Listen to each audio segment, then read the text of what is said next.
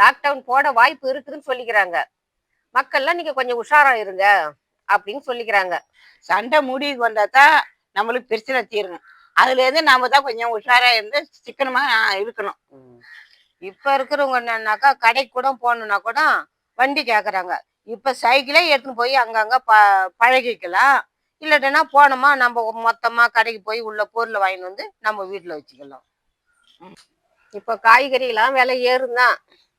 நம்ம வந்து வெளியில வர்ற காய்கறி எல்லாம் வாங்கி சாப்பிடறத விட நம்ம நம்ம லோக்கல்லே விளையுது பத்தியா, அதை வாங்கி நான் சாப்பிட்டுக்கணும்.